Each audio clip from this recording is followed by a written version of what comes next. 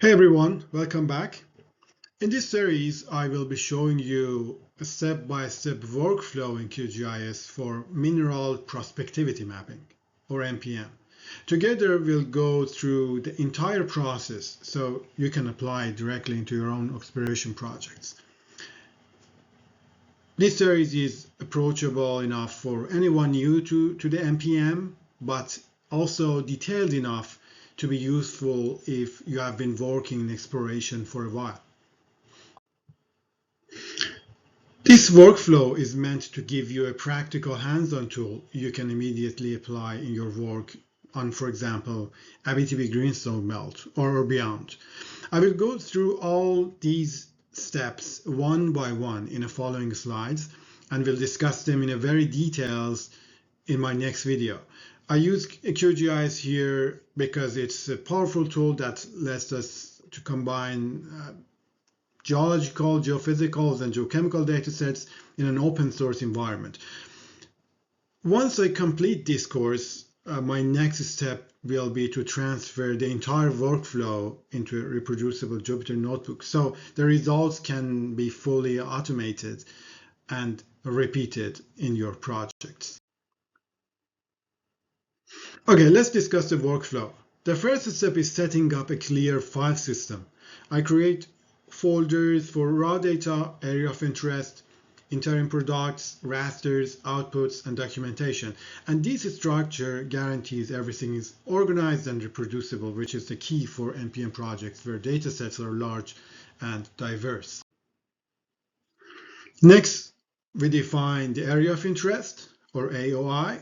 In QGIS, I load townships or NTS tiles, then draw a polygon for the study area.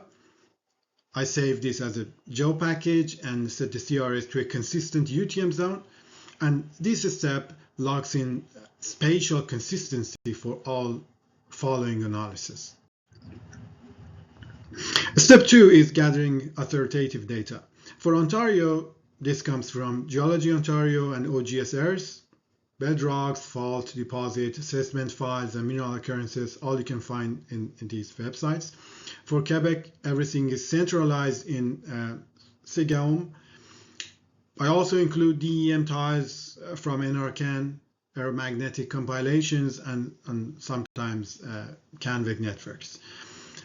Together, all these built the foundation for our mineral prospectivity mapping. For the Abitibi specifically, the minimal dataset includes Ontario bedrocks and faults, Quebec geology and mineral showings, DEMs, aeromagnetic grids, and lake sediment geochemistry were available.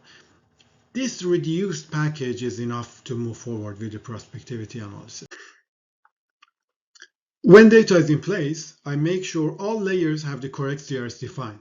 In QGIS, I check and set CRS for each, then ensure the project CRS matches the area of interest. Because without this, analysis like raster alignment won't be valid. After CRS, I reproject everything into a common coordinate system. Vectors are saved into an interim folder. Rasters are reprojected with bilinear or nearest resampling. This way, we avoid spatial distortion later on. Now in step 5, I clip every dataset to the area of interest. This keeps only what's relevant, reduces file sizes, and standardizes boundaries for all layers. It also avoids errors when generating derivative products later. Next comes attribute cleaning. I normalize field names, simplify lithology into a consistent set of classes, and filter mineral occurrences table to gold-related commodities. These steps guarantees comparability across datasets and reduce noises. QGIS makes it easy to check for geometry errors. In this step, I validate and fix polygons, dissolve by simplified lithology if necessary, and snap or merge fault lines to close gaps. Because clean topology is crucial for later rasterization. Step 8 is choosing the analysis grid. For regional Abitibi work, a 100-meter resolution strikes a balance between detail and computational efficiency. I align rasters to this grid using the DEM as a reference, so all derived products overlay perfectly. Here in step 9, I rasterize key features. Lithology becomes a categorical raster, false and gold occurrences become binary rasters, and lith contacts are converted from polygons to lines before rasterization. This step transforms vector geology into forms usable for raster-based modeling. Proximity rasters capture how far each cell is from a key feature, such as faults, lith contacts, or occurrences. These continuous variables are often strong predictors of mineralization in NPM models. Next, I create density rasters. For points, I use kernel density estimation to highlight cluster of occurrences. For lines, I apply the density functions. These emphasize mineralization hot zones and structural corridors. Topography adds useful signals. For DEMs, I extract slope, aspect, and curvature. These capture geomorphic patterns that may coincide with alteration zones or structural features. Aeromagnetic grids are transformed into derivatives. In step 13, I calculate horizontal gradient and approximate first vertical derivatives. These highlight contacts or dike swarms and buried structures important for gold prospectivity. Where radiometrics exist, I bring in potassium, thorium, and uranium grids. Ratios like potassium over thorium are useful for mapping alteration systems, especially potassic zones linked to gold mineralization. Because the Abitibi straddled Ontario and Quebec, data sets must be harmonized. I use a crosswalk table to reconcile lithology codes, then merge layers across the provincial boundary. This produces one seamless geological map for the belt. Before modeling, I run QA checks. I ensure no data footprints align, check histograms for raster values, and compare outputs against government reports and maps.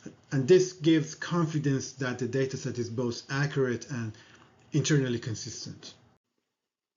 Once quality assurance is complete, I export all rasters to GeoTIFF with compression, build pyramids, and document sources in a CSV file.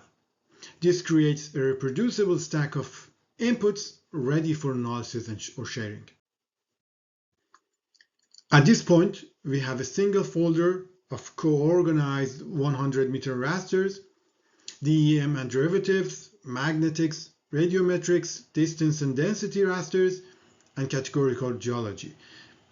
This is the full feature stack that can now feed into machine learning models for NPM. So that's the complete workflow, from raw data sets to harmonized raster stack ready for NPM. The key is that every step is transparent here, reproducible, and easily transferable into Jupyter Notebook for automation that we'll explain in the following videos. This way, we can accelerate discovery while keeping methods open and repeatable for everyone.